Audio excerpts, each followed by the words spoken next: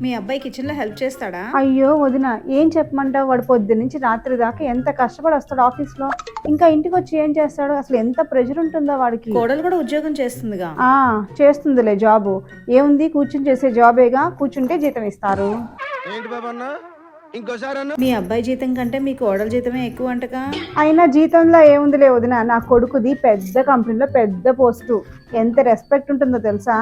కోడలదేముంది, చిన్న కంపెనీలో చిన్న పోస్టు. జీతం ఎక్కువైతే మాత్రం రెస్పెక్ట్ ఉండొద్దు.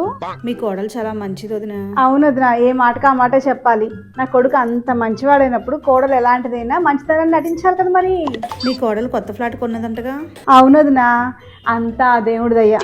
అయినా మా అబ్బాయి ఈ ఇల్లుతో ఆగిపోకుండా ఒక పెద్ద బంగ్లా కొనుక్కుని అందులో సెటిల్ అయిపోవాలి, అదే నా కోరిక. కోడల గురించి చెప్తుంటే కొడుకుని పొగుడతావేంటి?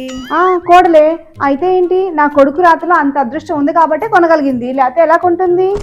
అంతా నా కొడుకు అదృష్టం మరి.